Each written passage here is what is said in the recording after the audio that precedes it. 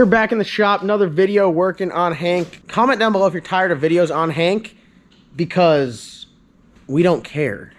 I'm here to tell you right now, we don't care. Let me tell you something. We don't care. Jerry. How could you be tired of videos? We're literally building a whole ass race car in like street car, in like strace car evenings only. This is like what people could be doing after work. You sure?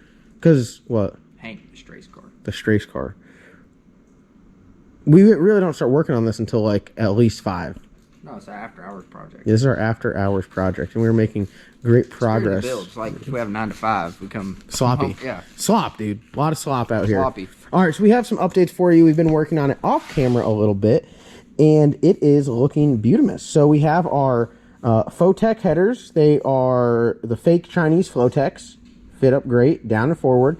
We got our hot side made, our turbos mounted on the Maven mounts, our TDI 66mm turbos on there. We have these brand spanking new Motion Raceworks doohingy mounts. So these are the wastegate. Is it wastegate merge? Yeah. Is that what you call it? A wastegate merge. They are extremely nice. I burnt the shit out of my thumb in the last video on one of them, and then I finished them out by welding one of them on the hot side here. This is the one I welded, as you can see. This Johnny here looking all good and ready to gate the waste, you guys could say. And if we're going over to the other side, kind of did it backwards. Well, I welded a little bit on that, but that was like your side of fitment. Well, you kind of did fit this side up, and then for some reason I couldn't get to fit up, so I started grinding on it even more, even though you're like, it already fits. I made it fit probably differently. Yeah. Was yours at a different angle? Yeah, it was kind of like out and swoop like that one. And oh, you had it symmetrical? yeah. Oh, no, I didn't. Yeah, no, yeah. And I went inside, and then I heard you grinding. I'm like, man, I hope you ain't grinding on the hot side. And I came out, and you're like, it didn't fit. I'm like, whoo. But in the spirit of the build, we just we got it on there. So symmetry, we don't want it. We're all about. We could do a Jekyll and Hyde build. You just build half of it. Yeah. Well, yeah. See, we're not trying to be symmetrical here. We're just trying to be just like the turbo stuff. You know, Matt wanted to use angle finder and measure and do all that stuff. I said we eyeball it. We eyeball this, and they're both going to do a great job of getting fast, warm air from there to here to spin this, to spin that, to suck in air, to then shove it through that to go up into this. Good representation. That is exactly what happens. We got the Motion wastegate merge on this side, and then as you guys can see, the wastegate is kind of pointed back towards the tire, pretty much right where the beam would be. And what do you have to say about that? Whoa, that ain't no good. Why is that not any good? Because blow out some condensation. There's all kinds of stuff that can. I decided, because of the way the wastegate is angled, I decided to make a little wastegate dump tube, and then while it was smoking hot, it rolled into some plastic that I had sitting on the welding table. In the spirit of the build. In the spirit of the build, we're going to stick it right on there. So as you guys can see, Bam. Gonna go right down away from the beam. Maybe even angle it a little bit, something like that. yeah, endless opportunities. I like to angle stuff towards the center of the car. Maybe if something happens, like under the car, maybe instead of directly under the tire. Dumps a bunch of water out. I mean, if it's in party mode and the wastegate's open, Yeah. well, hopefully the wastegate will be shut. Yeah, for eternity. So we got that done. We pretty much got our intercooler mounted up. Matt is left with the challenging part here of getting the boost from there to go into that. He did the easy part. Well, I'd say the easy part. Not really the easiest part. Yeah, no, I mean, it's had some bends. Took a 45, cut the 45 in the bend, turned it into like a 19.5 degree bend. Welded our Wiggin style clamp. Now this thing say has it how he used to say it.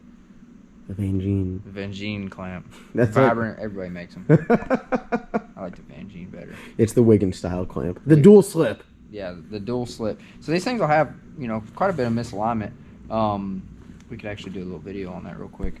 And but you also want to, when you put it together, try to get as close as possible. Don't just like be like, oh, I got a bunch of play. And yeah, it's got a bunch of play. I'm gonna have a gap. So you know, anytime you're welding aluminum, like welding this whole charge pipe out, it's gonna move a little bit. But it ended up doing pretty good. There's really virtually no gap there, so we'll have a lot of room for misalignment. I can't weld aluminum. I have no experience doing it. I could burn holes through everything. I'd turn a welder into a plasma cutter like it's nothing. Like it's nothing. People were saying in the comment section, they were saying in the comment section that you needed to cut out a patch for that hole I burned in the stainless on the other side.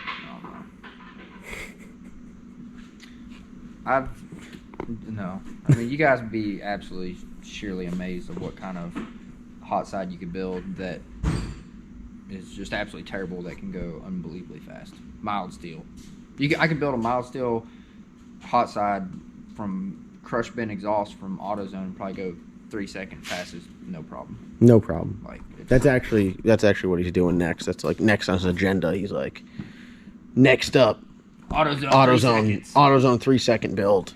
No, but so don't get all, if you're at home, don't get all wrapped up like, oh, it's got to be badass and stainless and it's got to look good. Like, if you build it out of mild steel, so be it. Like, it's gonna work. Street car stuff, stainless is better. You don't have to worry about it rusting. The mild steel stuff, you wrap it, it's gonna deteriorate pretty fast. But it all works. Everybody's got. It all works, Steve. It all works. Everybody's got their own skill set and their capabilities, and don't be afraid to build something if you don't think your capabilities are there. Just get in there and try it. I do all this stuff just so I can learn. Like, I messed up one of the wastegates, so I've never cut out wastegate holes for wastegate merges or anything before. So I traced the motion one out, and then I cut it out exactly to where I traced, which the trace was on the outside of it. Not the greatest idea. After I did the first one, I realized on the second one I shouldn't do that. So the second one was a walk in the park. The first one, Matt had to weld. Yeah.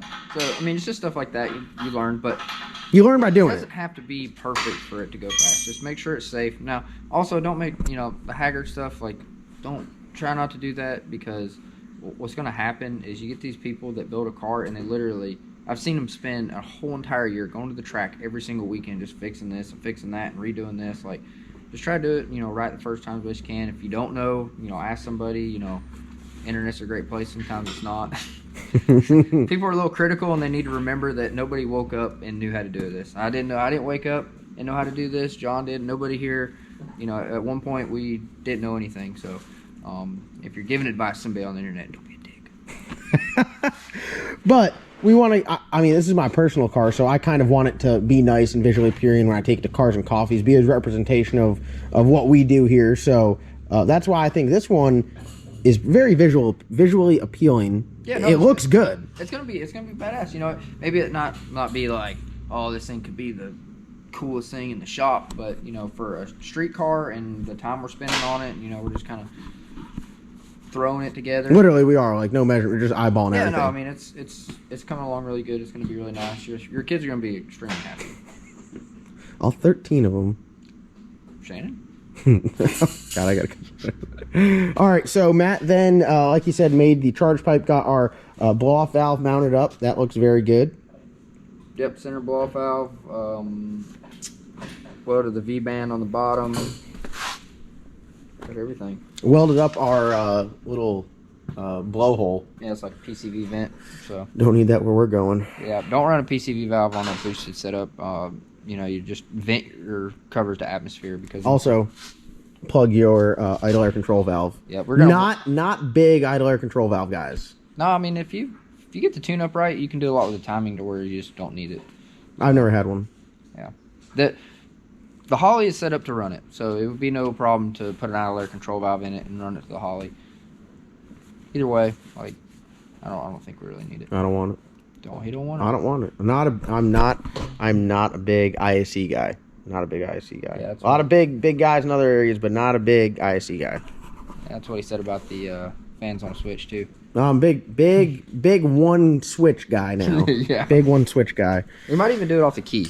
Yeah, I think that'd be cool. Like a streetcar. Yeah, streetcar turn signals. Yeah, because we're gonna run a factory water pump. The only thing that I do like to have though is I do like to have the injectors on a switch. So like then you can crank the car over if you got to check something. You can crank it over and not have it fire up. Yeah. So that's a little bit of the race car integration. We can set up a switch to disable the injectors. That way, not where you have to turn them on every time, but you can just, if you want to turn them off and test some stuff, you can reach down and flip it off. That'd be nice. That's just, yeah. So we can do that. You can see which ones I weld out.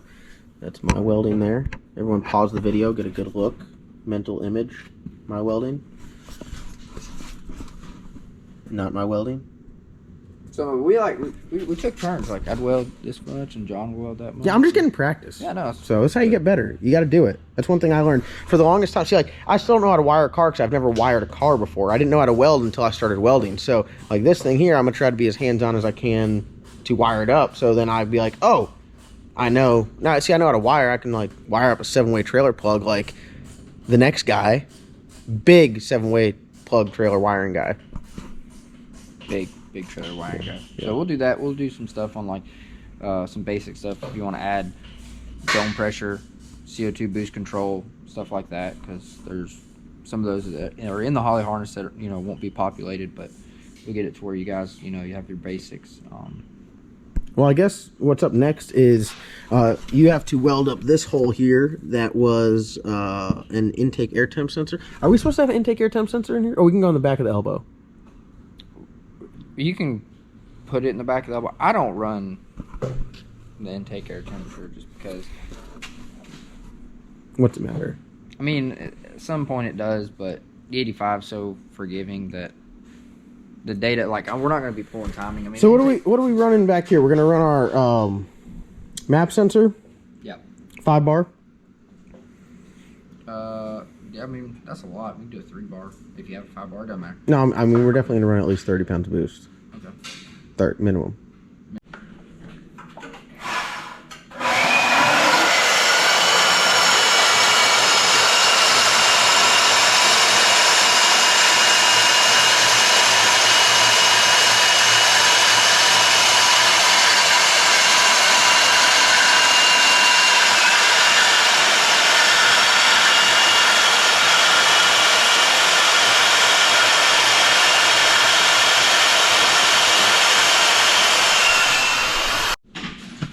Welcome back to LS Nasty. So I was trying to cut some of this, and the big band saw. So it's had a bad spot in the blade for a while, and it's not a problem until it's a problem. Well, it became a problem. So then I went to the porta band, and with cutting all the stainless, the porta band's just toothless, so it doesn't really want to cut in aluminum. So John's like, hey, I got a whole nother porta band.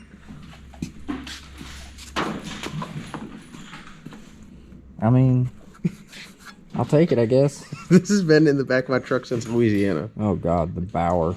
Let's plug it up and see if it works. That'll be a testament. Yeah, this has literally been sitting in the back of my truck since when? When was Louisiana? Months ago.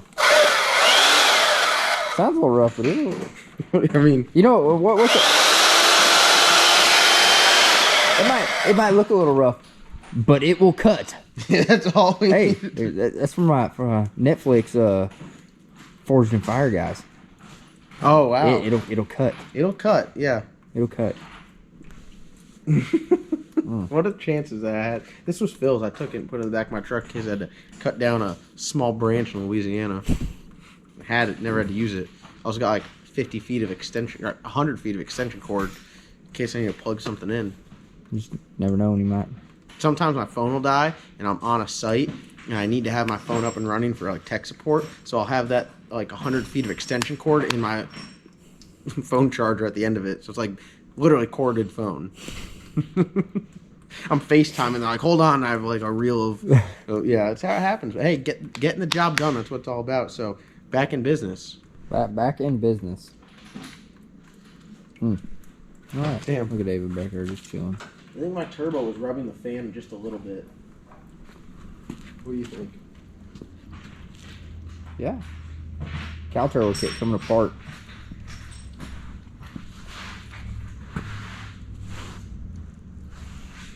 I know everybody else has got a shop dog. Wish you could post them up. Go to the Facebook page. Post up your shop dogs on the Facebook page. Is Ava our shop dog? She's the mobile shop dog, pretty much wherever I go. That's her chew toy there. It's Yeah, a the silicone coupler. coupler covered in metal shavings. I'm a good parent, I promise. All right, so our turbos are mounted. Twist them around. John's over here doing some header work. Big head guy.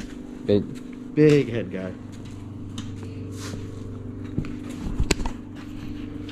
I've ingested 90 pounds of fiberglass today. At least you'll be well insulated. There you go. Go in the hole. All right. Yeah. No. It's touching. I just need to do like one last. No, it's clearing. It's close. What's it hidden? Nothing. It's hidden right here, top. It's gonna come up and I think it'll be good. Okay. I know that's not what you wanted to hear. It is not what I wanted to hear. I'm tired of this, Grandpa! I'm tired of this, Grandpa! That's too damn bad! You keep digging!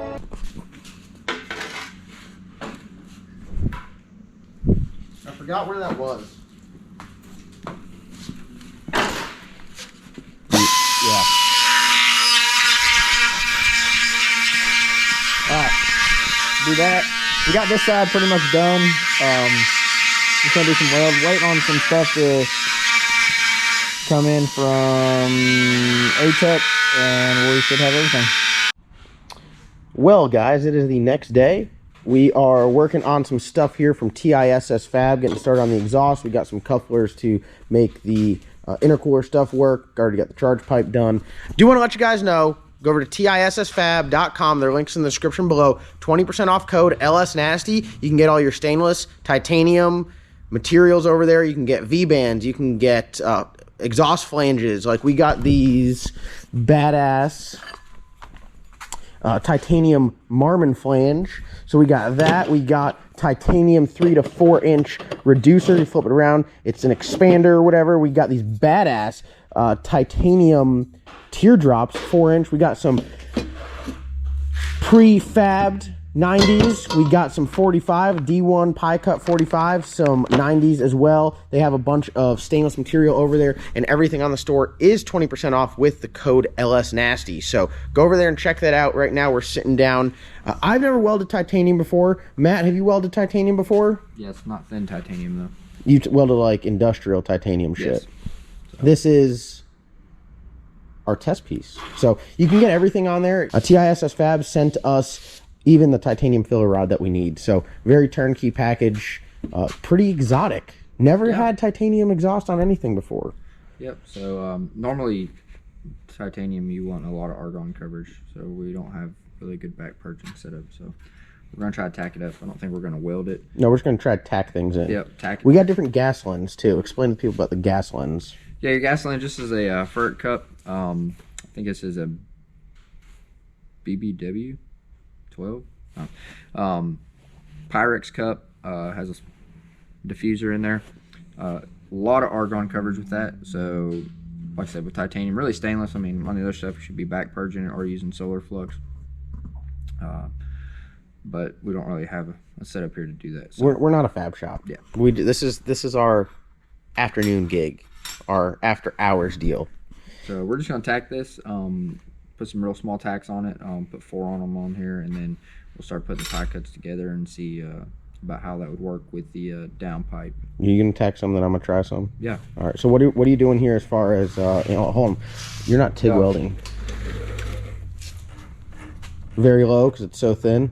Yeah, I would say probably 50 amps would probably be enough. Of course, with the pedal, you can get whatever you want. So we're gonna tack this up. I don't think I'll need any filler, but just in case. Guys, watch your eyes.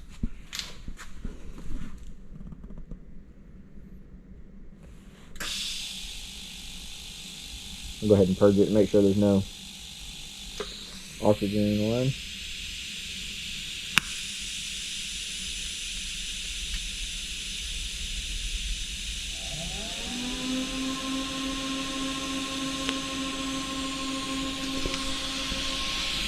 Keep that post flow on there. Now we really should have another, like, it should be wrapped with like aluminum foil and have another thing of argon going in the back. Yeah, argon to back purge it, but we don't really have that. There's a bunch of good YouTube videos talking about the color, what colors it should be. Yeah, I could probably use a little bit more amps. You can see on the back side how much it's oxidized. That's because of no argon. No argon. Yeah, on the back side of it. So we'll tack it all up, and then we'll actually back purge once we get to doing it, like the actual welding. Yeah. So I'll hold this together and try to. You want me to hold it? No, I got it.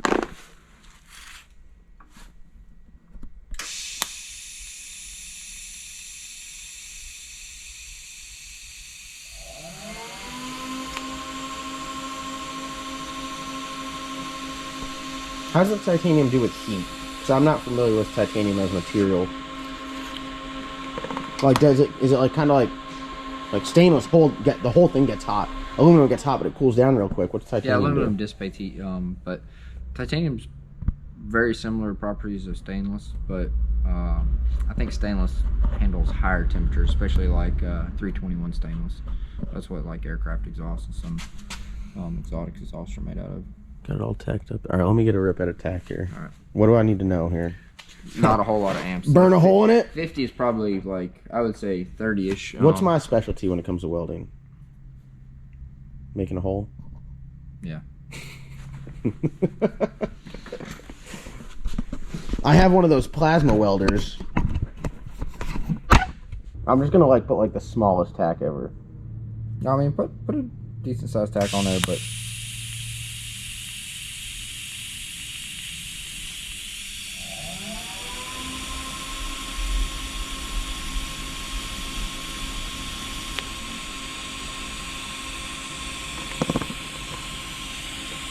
wow, that's pretty interesting.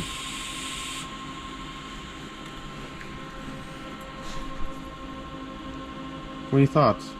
yeah, I mean, it's tacked. stacked. I think with some good. I wonder if you could use solar flux on titanium. I don't know what that even means, but Solar flux, it's like a paste you mix up. You mix it with methanol or alcohol, really, and you put it inside of the weld, and it creates a barrier. So whenever you're welding, can't oxidize. yeah, no oxygen gets to the backside of it. I've never really done anything with pie cuts before. Yeah, we probably before you tack that one, you could probably hold it up in case you want to like rotate it to where, say, you needed to. Well, it's just a test piece.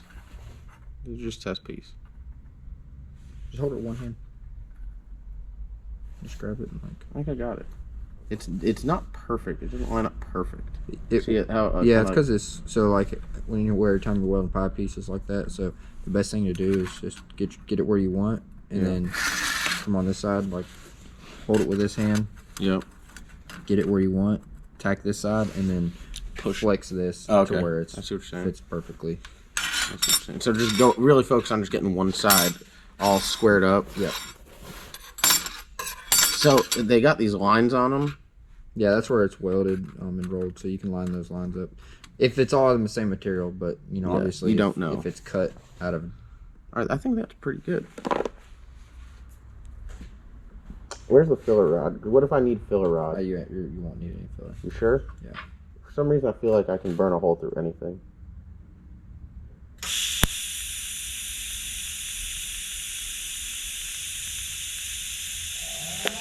Started to burn a hole, bruh. I started to burn the hole. I started to burn a hole in it.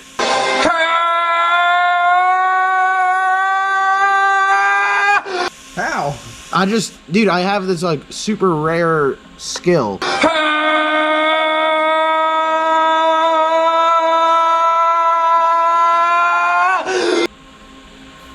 I mean, that's just, I'll be honest with you. I just am talented.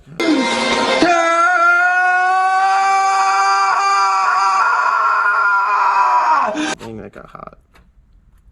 Now I'm scared. So you like literally bend that out? Yeah, so like if it's too short here, Mm-hmm. you need to squeeze it this way and make it longer.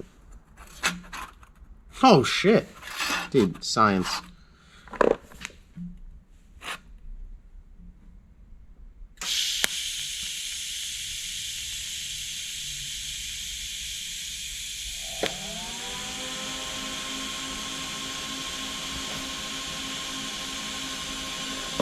Bro, Captain Pie Cut over here.